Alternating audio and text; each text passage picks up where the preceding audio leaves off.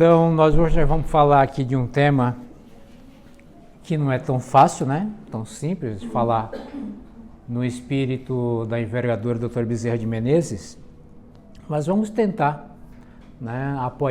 Nos apoiando aqui nas biografias que existem sobre esse espírito e vamos ver o que a gente consegue falar sobre ele. Porque é muito difícil você falar de alguém nessa condição espiritual.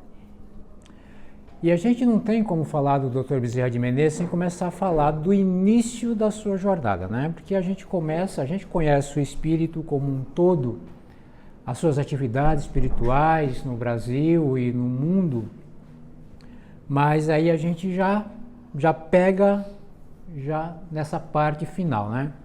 Que é aquela questão de você ver um pianista tocando, discorrendo maravilhoso o teclado do piano, e você fala, nossa, como é bonito tocar piano, como eu gostaria de fazer isso. Só que até ele chegar lá, ele teve que exercitar durante longos e longos e longos anos, para conseguir desenvolver as técnicas necessárias e para tocar com a facilidade que demonstra, né, as suas apresentações. E na nossa vida espiritual é mais ou menos assim. Mas o Dr. Bezerra de Menezes, desde antes da sua encarnação, já estava num processo evolutivo em um grau bem superior ao nosso, pelo menos ao meu. Tá? E então a gente começa lembrando de um espírito chamado Ismael. Quem conhece o espírito Ismael? O espírito Ismael nada mais é que o mentor espiritual do Brasil. Então é um espírito já numa condição espiritual bem elevada. Porque Jesus, como sendo o governador do planeta, ele decidiu que ia ter uma nova pátria, e essa pátria do Brasil, que seria a pátria do Evangelho. Mas precisava de alguém que pudesse organizar isso aqui. E aí convidou para essa tarefa o espírito Ismael, né? Que é um espírito de uma ordem bem elevada, dando a ele a responsabilidade de organizar espiritualmente a nossa pátria, Brasil, para que ela possa ser, né, o coração do mundo, né, e a pátria que a gente já tem isso já como definição, a pátria do Evangelho. Então isso foi um trabalho que esse espírito veio fazendo desde lá do início, guiando, né, organizando espíritos para que pudessem reencarnar com essa proposta de vir atender às necessidades desse nosso estado, né, desse nosso país. E isso veio desde lá de trás, desde o descobrimento daqueles que foram trazidos inicialmente, boa noite, tá? Como por exemplo, vultos como o padre José de Anchieta, Manuel da Nóbrega, que veio plantar o Evangelho aqui né, tentar trazer esse Evangelho para os índios, que ainda não conhecia essa linguagem evangélica, né? Veio o Dom Pedro II, também, que estava nesse grupo com o propósito de organizar essas terras como um país, e trouxe outros, e veio trazendo, e veio trazendo, e veio trazendo. Então, a Dr. Bezerra de Menezes foi convidado, foi organizada a sua reencarnação por esse espírito, o espírito de Ismael. E diz assim, antes da reencarnação, Adolfo de Menezes Cavalcante já tinha sido designado pelo plano espiritual para levar a cabo a missão de semear no solo fértil das terras brasileiras a semente do Evangelho restaurado, representado pelo Espiritismo, para mais tarde unir sob a mesma bandeira todos os seus integrantes. Então o Dr. Bezerra de Menezes já encarnou, ou seja, sua encarnação já foi preparada para essa missão. E aí tem uma fala, que é do Espírito Ismael, que diz assim: descerás as lutas terrestres, tendo por objetivo concentrar as nossas energias no país do cruzeiro, dirigindo-as para o alvo sagrado dos nossos esforços. Agruparás todos os elementos dispersos com a dedicação do teu espírito, a fim de que possamos criar o nosso núcleo de atividade espiritual dentro dos altos propósitos de reforma e de regeneração. Não precisamos te explicar quão delicado é a tua missão, mas se pulverizarás a base de perseverança e de humildade todos os obstáculos, consolidando o início da nossa obra, que é a de Jesus no seio da pátria do Evangelho. E se a tua luta vai ser grande, lembra-te que não será menos a compensação do Senhor, que é o caminho, a verdade e a vida. E foi com este fim que Adolfo Bezerra de Menezes Cavalcante regressou à superfície terrestre. Agora imagine você reencarnar já com a proposta reencarnatória dessa. E muitos de nós trazemos propostas espirituais e nem sequer percebemos dessas referências que carregamos conosco. Então, quando nós olhamos aqui, eu vou falar mais tarde, mas já que eu estou falando eu vou adiantar uma parte. O Dr. Bezerra de Menezes veio realmente atuar de forma mais concreta no Espiritismo quando já tinha mais de 50 anos de idade. Veja bem, a proposta reencarnatória dele é para direcionar o Espiritismo no caminho, né, que o Ismael havia traçado. E ele só veio realmente atuar nessa atividade já quando tinha mais de 50 anos. Até lá teve todo um caminho. E aí nós reclamamos muitas vezes dos nossos tropeços aqui na Terra e achamos que a nossa luta é muito amarga. Aí nós olhamos um espírito na envergadura do Dr. Bezerra de Menezes e a gente vê na história o tanto das dificuldades que ele encontrou no caminho, para conseguir, mais tarde, realmente vestir a túnica da sua proposta primeira, que era o trabalho voltado para o Espiritismo. Dr. Bezerra reencarnou e nasceu na Terra no dia 29 de agosto de 1831. Né? Então a gente está falando aqui da época em que ainda tínhamos o Império. Né? Ele nasceu no Ceará, no município de Riacho do Sangue, que hoje é conhecido como Jaguaritama. Filho de Antônio Bezerra de Menezes e Fabiana Cavalcante de Albuquerque. O seu pai, a verdade, a família do Bezerra inteira, eles eram ligados à política, né? Desde os seus avós, sempre voltado para a política.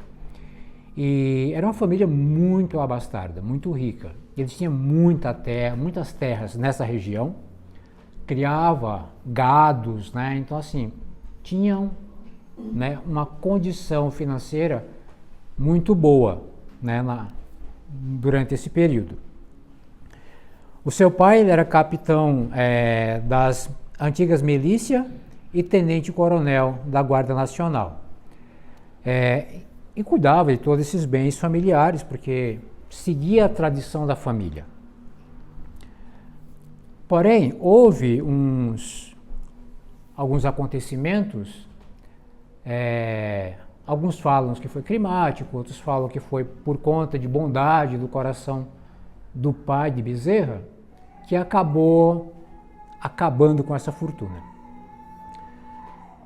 E ele acabou acumulando muitos débitos e até um certo momento que ele chegou, convidou seus credores e propôs que eles tomassem conta, né, que eles assumissem todas as fazendas em troca das dívidas que ele havia, né, contraído, que dava para, né, empatar.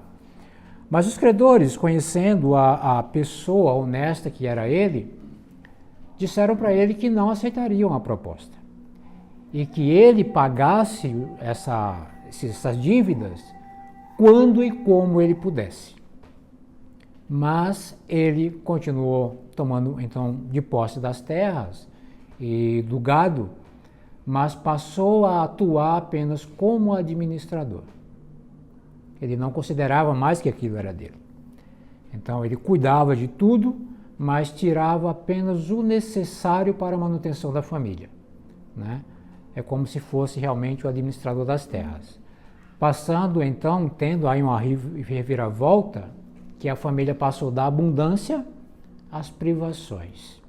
E isso não é fácil, né? Para quem já tem uma tradição, já até criado, né? E aí a gente está falando que esse período Bezerra tinha em torno aí de uns 9, 10 anos de idade. Quando em 1831, não, 31 quando ele nasceu, tá? Em 1851, o pai dele veio falecer, mas no ano de 1842, por conta de perseguições políticas, eles tiveram que mudar, deixar o Ceará e se mudarem para o estado vizinho, né, que era o Rio Grande do Norte. E lá ficaram por mais 4 anos, para até baixar a poeira, porque como a família toda envolvida com política, então teve aquelas questões políticas e teve essas perseguições, né? Teve um parente deles que foi assassinado, né? Que era um vice-governador, e enfim, eles tiveram que abandonar tudo e ficar no Rio Grande do Norte, ficar lá por 4 anos. Depois de 4 anos, em 1846, eles retornaram de novo para o Ceará, só que não mais para Riacho de Sangue. Como ele já não considerava mais que aquelas terras eram deles, então eles voltaram já direto lá para Fortaleza. E lá onde ficaram, né, o restante da vida de alguns. Bom, o pai de Bezerra, no ano de 1851, veio a falecer por conta de febre amarela. A mãe dele, né, a dona Fabiana, ela viveu até 91 anos de idade e faleceu em 1882, e conta-se que ela estava totalmente lúcida. Porém, com o falecimento do pai de Bezerra, a tutela da família passou para o filho mais velho, que era o Dr. Manuel Soares da Silva Bezerra. Eu não lembro exatamente quantos anos ele era mais velho que Bezerra, mas era bastante tempo. E ele passou a assumir toda a responsabilidade da família, assumindo os compromissos do pai. E nesse retorno do Ceará, né, porque o Dr. Manuel ele era envolvido, né, com a igreja, e ele era considerado um conceituado intelectual e era líder católico, né, então envolvido muito com a igreja, e tinha o Liceu do Ceará. E o Bezerra de Menezes passou a estudar no Liceu do Ceará, foi lá onde ele se formou. Sempre muito inteligente, então ele se destacava em todas as escolas que ele estudar, ele se destacava muito, né? Isso foi quando eles mudaram para o Rio Grande do Norte, que ele foi estudar latim, em 4 anos ele já conseguia substituir o professor, né? Então assim, ele aprendia muito rapidamente as coisas, né? Ele tinha uma condição de diferenciada dessa forma de aprendizagem. E ele tinha um sonho que destoava completamente da família, né? A família toda voltada para a política, então é uma família que estava pensando de outra forma que Bezerra. Que Bezerra pensava e sonhava em ser médico. Esse era o sonho dele. Só que tinha alguns obstáculos.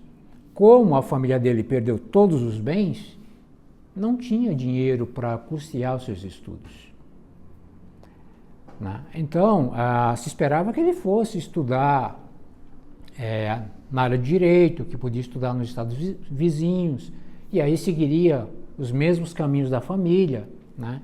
Mas não.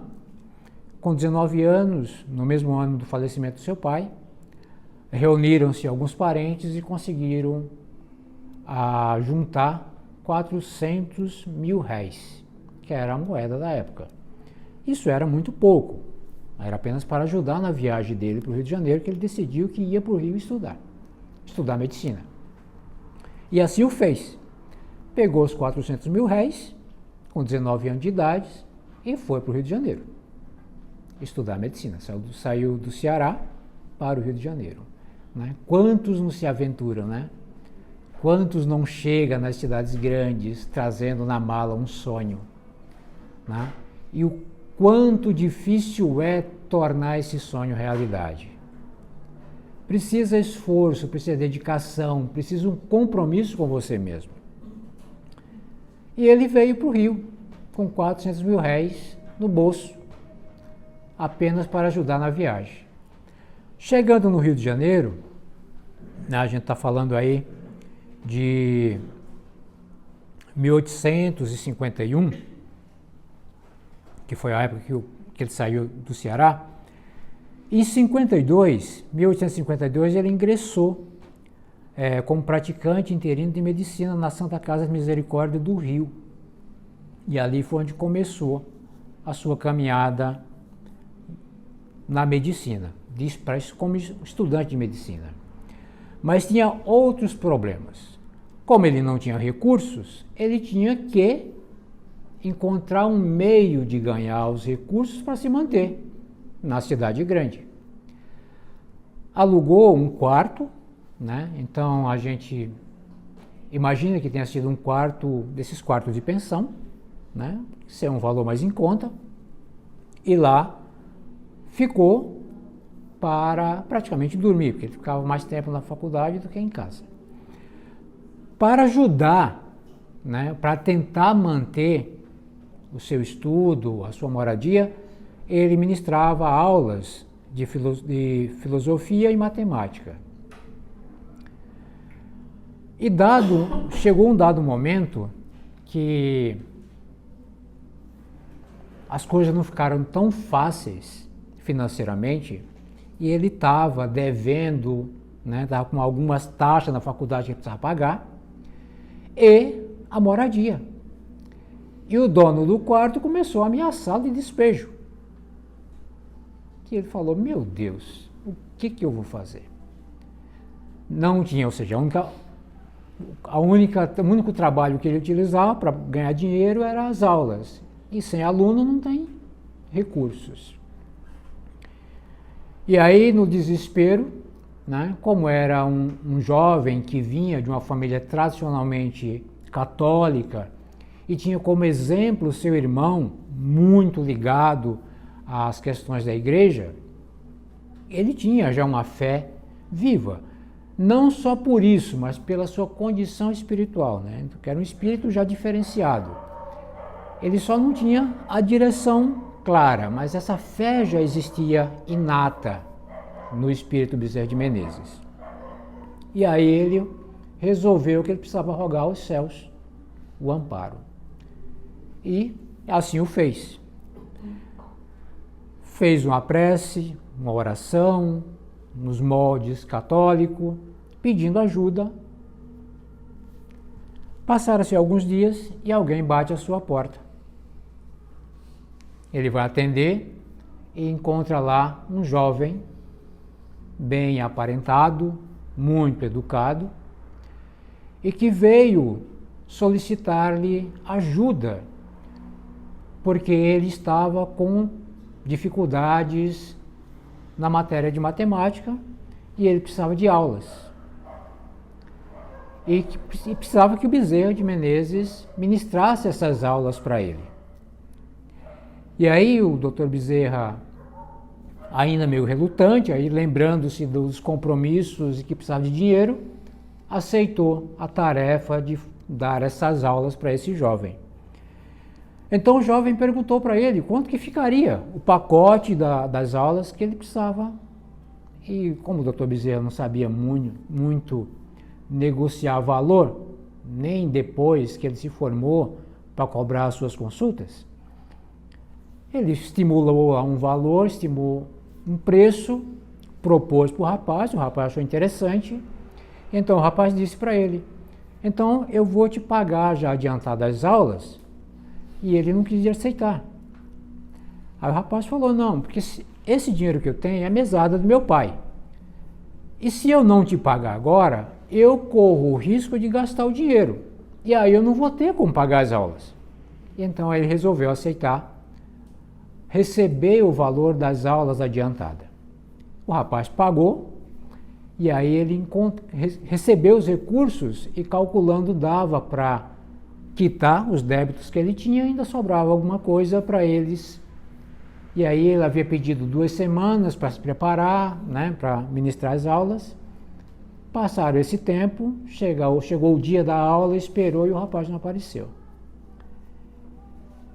E ele ficou sem entender como que alguém contrata umas aulas e some, não dá mais notícia, e procurou identificar ou encontrar esse jovem ou esse rapaz durante muito tempo e nunca o encontrou. Né? Então esse foi um fato muito interessante que surgiu na vida do Dr. Bezerra. E isso ajudou com que ele pudesse adquirir, receber, conseguir esses valores para dar continuidade aos seus estudos. E assim foi. No ano de 1856, ele se doutorou, né? Conseguiu concluir o seu curso, né, de medicina. No ano seguinte, em 1857, ele se cadastrou no Exército, né, para fazer parte do corpo de saúde do Exército, e em 1858 ele entrou realmente, foi efetuado no cargo de cirurgião tenente, onde atuou até mais ou menos 1860. No ano de 1857, ele também entrou para a Academia Imperial de Medicina, lá onde ele passou a contribuir, né, com algumas questões de estudo de física, enfim, ele escrevia, né, alguns artigos, enfim.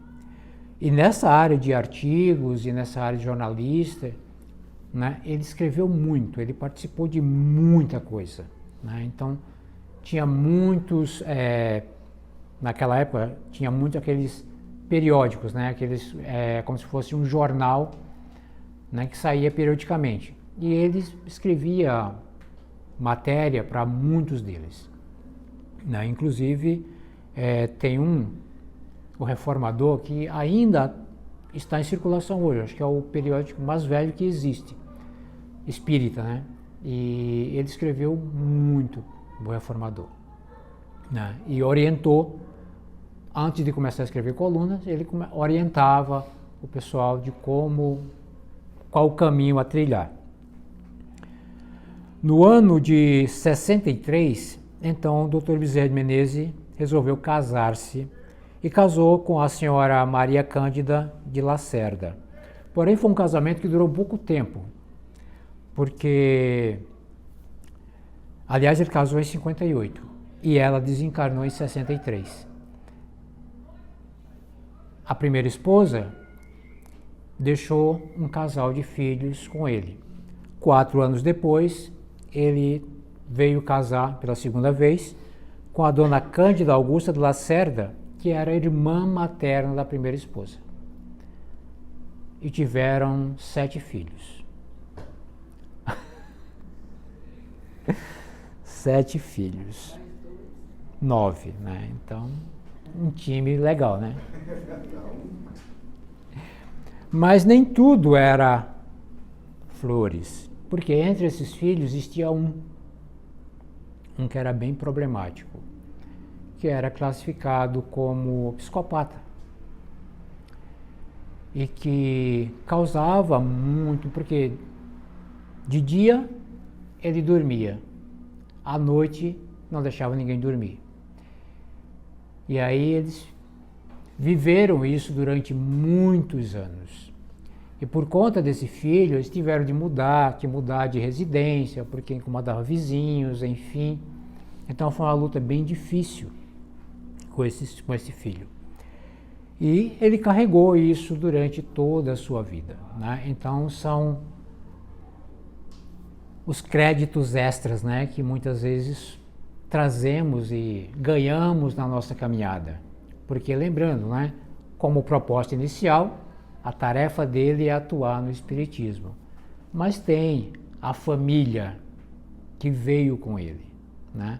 E a gente está falando do espírito de classe alta, moralmente falando, né?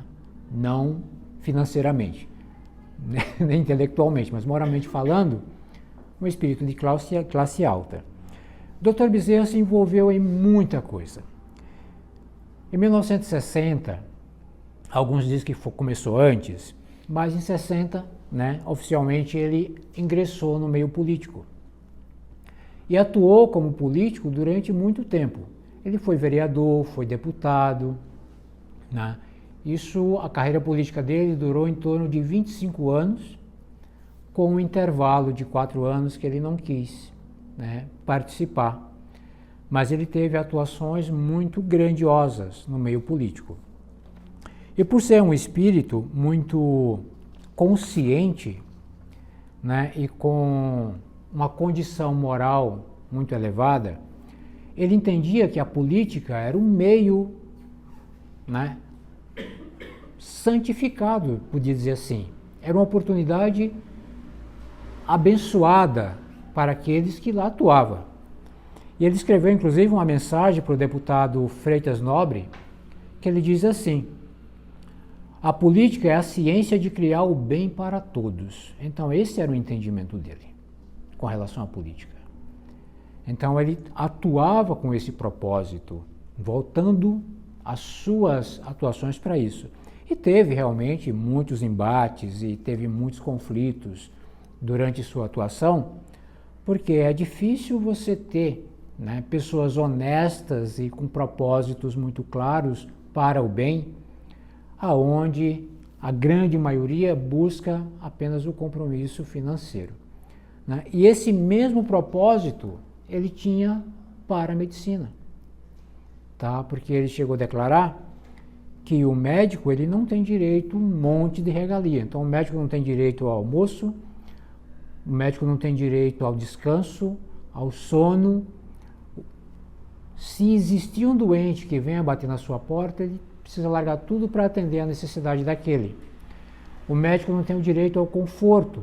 Então, se um doente mora longe, se o doente mora em estrada difícil, em lugar difícil, ele precisa ir atendê-lo, né?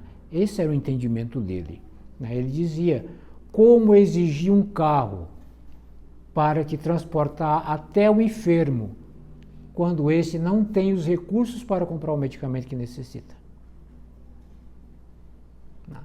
Então você, na sua missão de médico, você precisa encontrar os meios de atender. Então esse era o entendimento dele com relação à medicina. No ano de 1875, né, então o espiritismo já estava aqui né, florescendo no Brasil, e veio, né, a gente teve aí a primeira tradução de O Livro dos Espíritos, que foi feito pelo Dr. Joaquim Carlos Travassos. Quando o Dr. Joaquim Carlos Travassos terminou de fazer essa tradução, que teve a publicação de O Livro dos Espíritos em português, ele pegou um exemplar, né, escreveu uma dedicatória e entregou para o Dr. Bezerra de Menezes, que não tinha nenhuma informação ou conhecimento sobre o Espiritismo. Então o Dr. Bezerra diz que ele estava distante de casa, e do lugar que ele estava até a casa dele era mais ou menos 1 hora de bonde, e ele, com aquele livro, embarcou no bonde com aquele livro desconhecido, né, com o seu título um pouco estranho, O Livro dos Espíritos, né, para quem não tem nenhuma familiaridade. E ele ficou nesse dilema, eu leio, não leio, leio, não leio, leio, não leio. Então ele diz dele para com ele mesmo: puxa vida, eu que busco compreender e estudar todas as filosofias possíveis, todas as escolas filosóficas, e agora eu vou me permitir ser ignorante desta? Por que não conhecer? E aí ele diz: ora Deus, eu não hei de ir para o inferno porque eu vou ler esse livro. Então eu vou ler, para conhecer o que tem ali. Então nessa viagem, sem nenhuma distração, apenas com o livro, ele começou a abrir o livro, ao acaso, e começou a ler uma questão. E leu uma, e leu outra, e leu uma, e leu outra. E aí ele diz que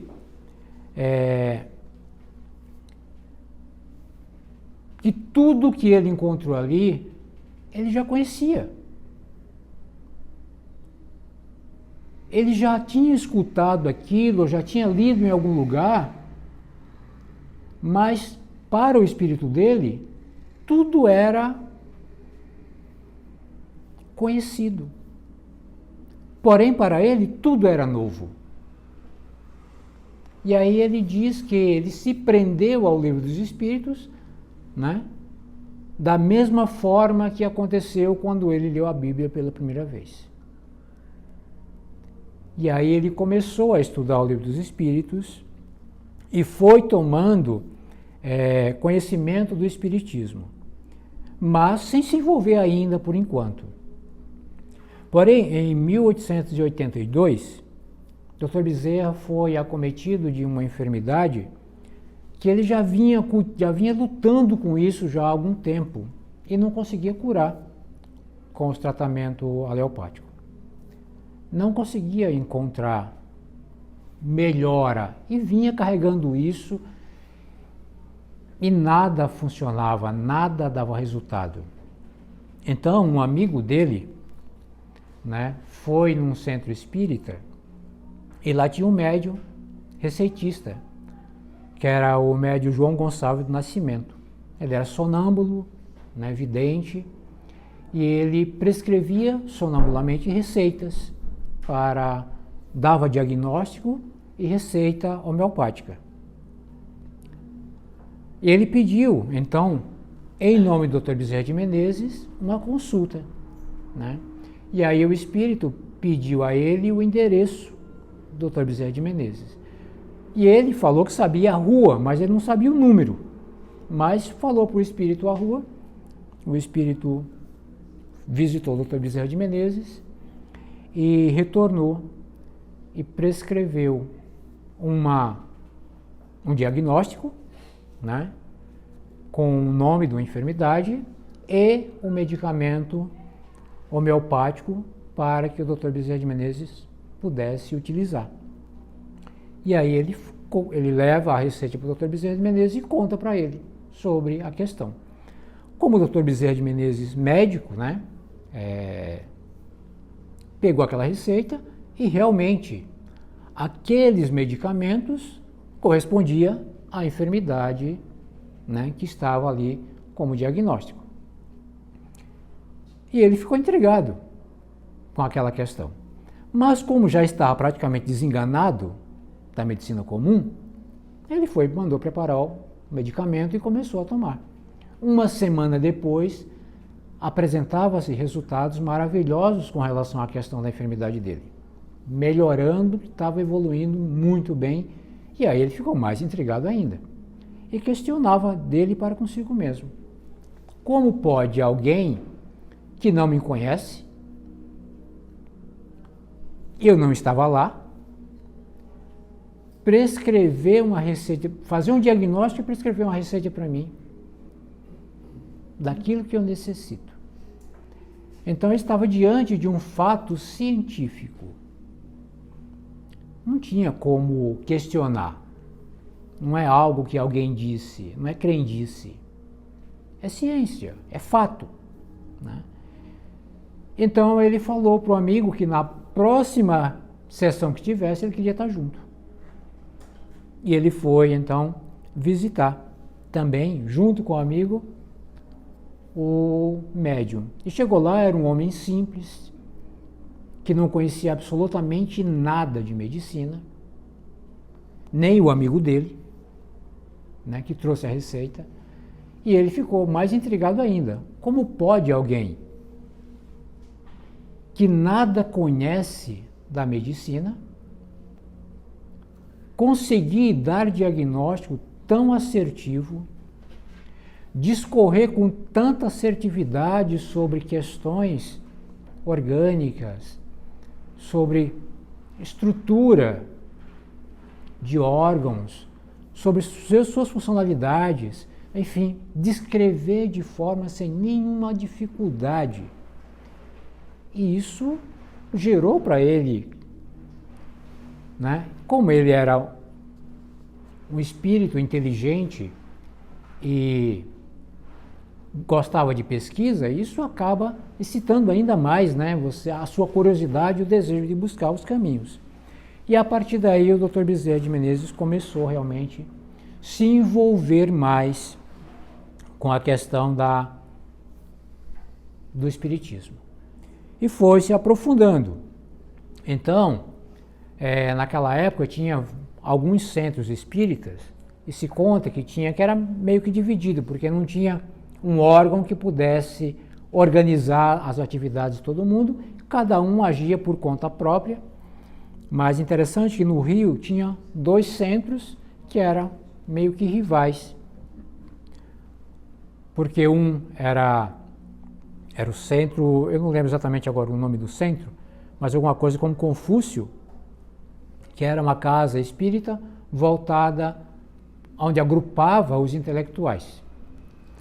E tinha um outro que era uma casa espírita onde ficavam as pessoas mais simples, né? Onde atuava com passes, Então eles eram vistos como os místicos. O outro era intelectual. Esse aqui eram os místicos, né? Então veio a proposta da federação com o desejo de unificar as atividades espíritas.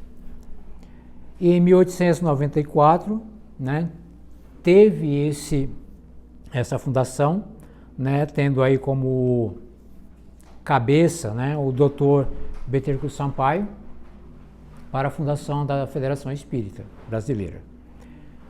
Foi fundada, mas mesmo assim ainda veio ocorrendo algumas dificuldades, até que entre essas questões das dificuldades teve uma sessão mediúnica, e o espírito de Ismael veio, se manifestou, né? Tinha um médium em condições, porque quando vem espíritos com essas missões, geralmente eles não estão sozinhos, né? Tem toda uma estrutura espiritual que vai se formando para dar suporte, para que isso aconteça. Então tinha um médium, uma condição espiritual invejável, que ele era instrumento, né, quando havia necessidade, para o espírito Ismael. E através desse médium, o espírito Ismael avisa para irem chamar Dr. Bezerra de Menezes para que ele assumisse a presidência da Federação Brasileira. Ele relutou um pouco, mas como a ordem veio de cima, acabou assumindo a responsabilidade. Lá ficou por algum tempo, né? Nesse tempo teve um intervalo, onde ele ficou afastado e depois voltou. Mas ele conseguiu unir esses grupos espíritas. Ele conseguiu trabalhar de uma forma que eles passaram a ter união, tanto os intelectuais como os que eram considerados místicos. E aí as coisas começaram a caminhar mais harmonicamente. Mas ele teve que enfrentar muitas dificuldades, porque teve um momento em que a política no Brasil, os políticos, né, tentaram banir o espiritismo, né? Então era proibido, né, ter sessões espíritas, era proibido as casas espíritas, e isso ocorreu por um período de 2 anos, né? E depois conseguiram se harmonizar as coisas e retomaram as atividades. E aí as coisas começaram a fluir com mais harmonia. Mas assim, não foi um período muito fácil. Dr. Bezerra, junto com essas atividades, quando ele largou a questão política, ele começou mais detidamente o trabalho de atendimento às pessoas que não tinham condições de pagar consultas médicas. Então, ele atendia as pessoas necessitadas. As pessoas o procuravam e ele o atendia aonde elas precisassem. No consultório dele, na casa delas, enfim, o que estava ao seu alcance ele fazia. Então, conta-se que teve um momento que ele estava com o filho ardendo em febre em casa e alguém chegou pedindo socorro para um filho dessa pessoa que estava com grandes dificuldades de saúde, e ele teve que largar o seu filho para ir atender o outro. E aí ele sai e diz: Senhor, nas tuas mãos eu entrego o meu filho. E foi para atender essa outra família. O filho mais velho, esse filho que ele tinha, que tinha esses problemas, ele, em uma sessão espírita, anos depois, veio um espírito obsessor que se apresentou naquela sessão, e o Dr. Bezerra de Menezes teve a oportunidade de dialogar com esse espírito. E o espírito diz para ele que ele estava, né, atuando sobre o filho dele, né, que ele era o obsessor do filho dele. E que ele tinha sido trazido naquela sessão espiritual pelo espírito Ismael. E aí que o espírito Ismael já havia esclarecido para ele que a dívida do filho dele já estava quite, já tinha finalizado. Então agora ele iria libertar o filho dele. Porém, como o processo entre o espírito e o filho do Dr. Bezerra de Menezes era tão profundo, né? Era um processo de simbiose, ele disse ao Dr. Bezerra de Menezes que quando ele liberasse o filho dele, ele não ia aguentar e ele iria desencarnar. Para que ao terminar o trabalho espiritual, ele fosse correndo para casa para que pudesse ter um momento com o seu filho ainda consciente. E aí ele fez. Terminou a sessão, terminou o trabalho espiritual, ele saiu correndo para casa. Quando chegou em casa, a esposa dele grita: Adolfo, o nosso filho está curado. E aí ele entra no quarto, o filho dele está sentado na cama, estava conversando com a mãe, lúcido. Só que ele não lembrava, as memórias dele não lembrava do passado, das experiências, né, do que ele viveu até ali, por conta do processo. Mas ele estava consciente e aparentava muito bem. Quando ele entrou no quarto, ele: "Oh, meu pai, eu só estava esperando o senhor chegar para me despedir." Caiu, morreu. né? Porque são processos muito difíceis. Um depende do outro. Um se alimenta do outro.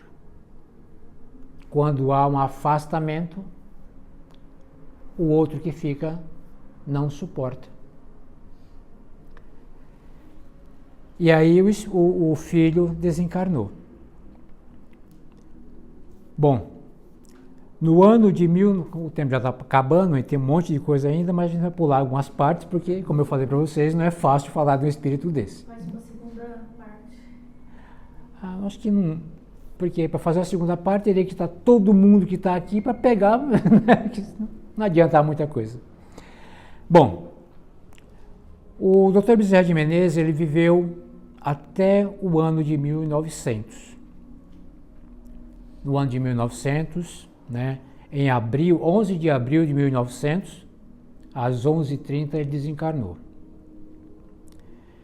E o seu desencarne, né, ele conta isso porque a gente sabe de alguns detalhes por conta de um livro que Divaldo Franco psicografou do espírito Filomeno de Miranda, que ele conta sobre o Dr. Bezerra de Menezes.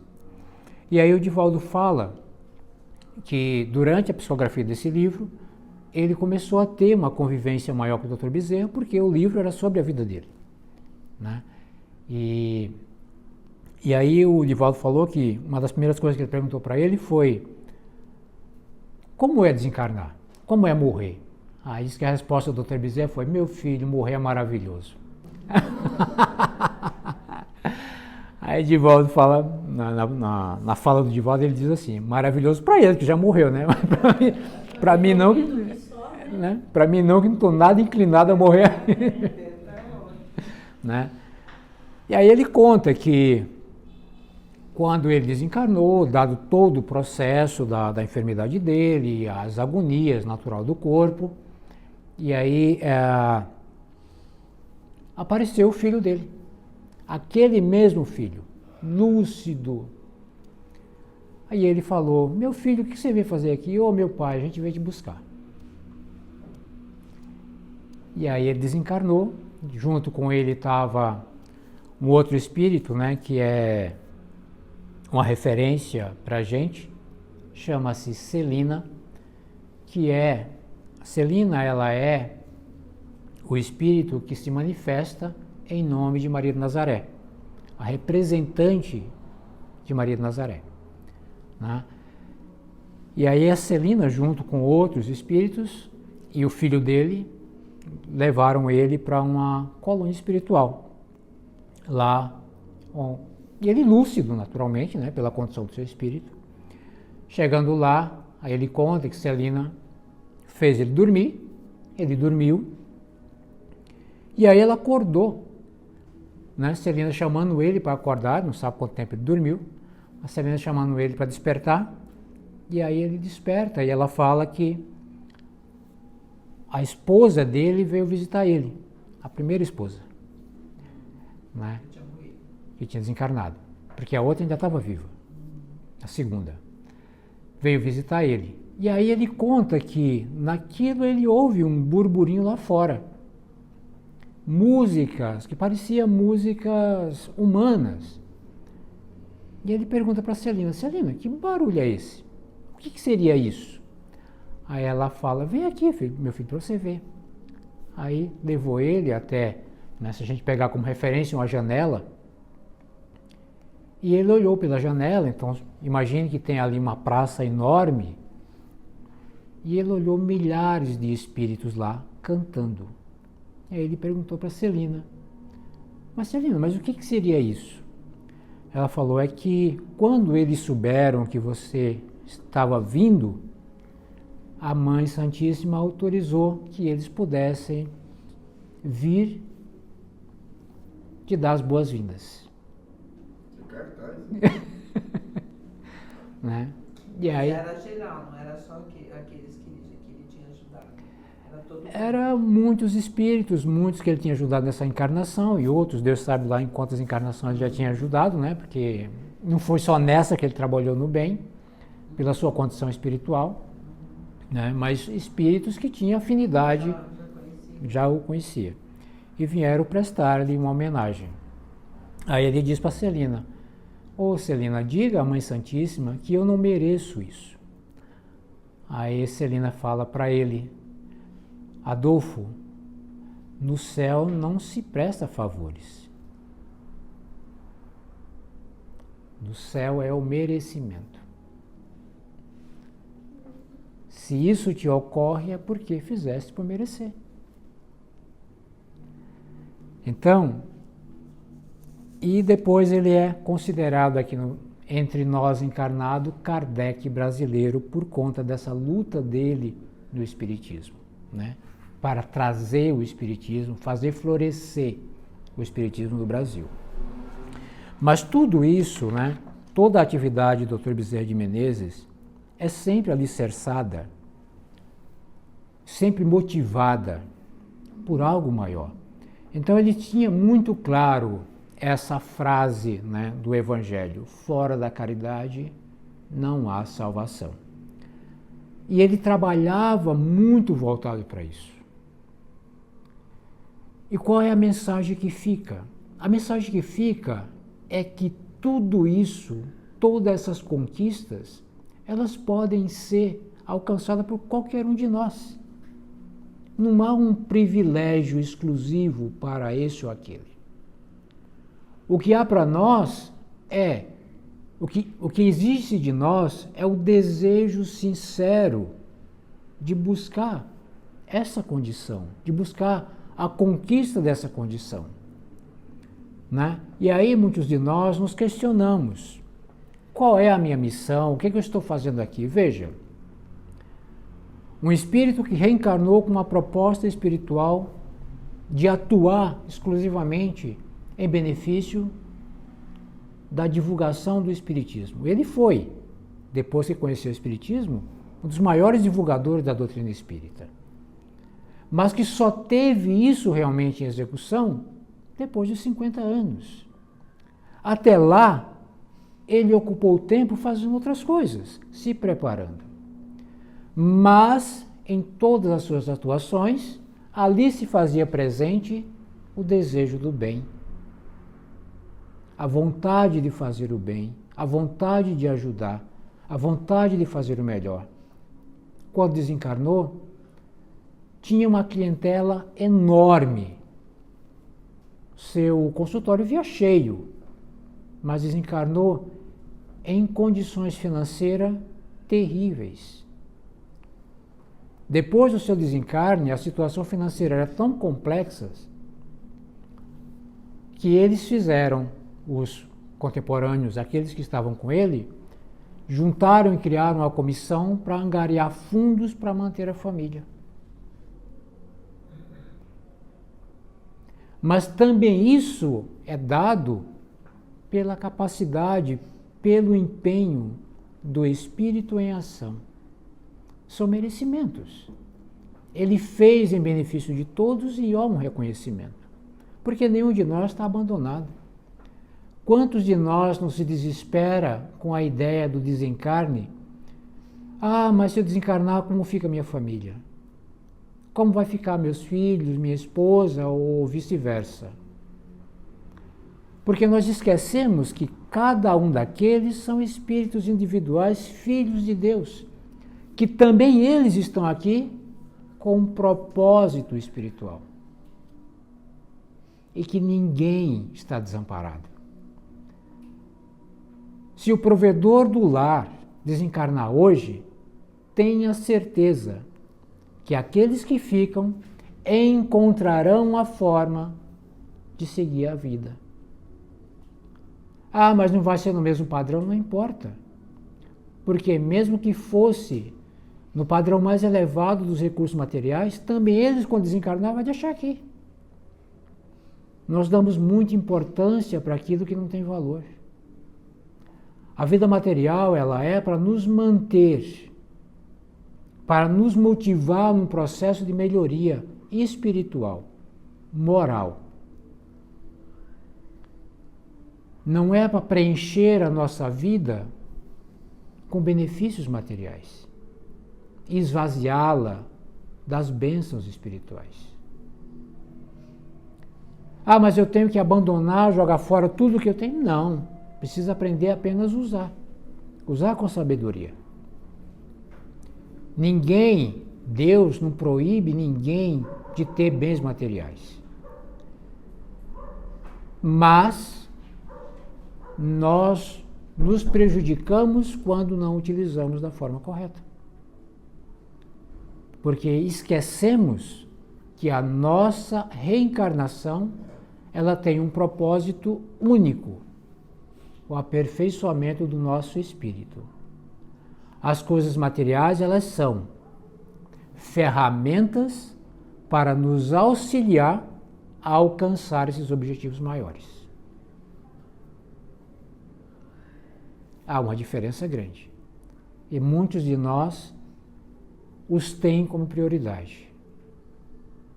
E a vida espiritual, a gente acaba descobrindo, entre aspas, por um acaso. E muitos de nós nos encantamos, mas não damos a esse fato toda a importância que realmente ele merece.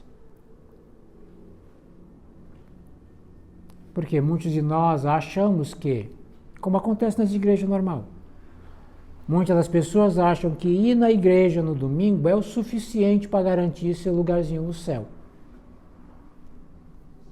Alguns que simpatizam o espiritismo acham que vir na casa espírita tomar um passe já é o bastante para ter uma vida tranquila, feliz e harmoniosa. A pergunta é, será que é? Será que é o suficiente para nos fazer transformações profundas na nossa caminhada espiritual? Se for, ótimo. Se não for, reavaliemos e vamos procurar o que falta para preencher e seguir nosso caminho em busca daquilo que é importante para nós, a nossa felicidade.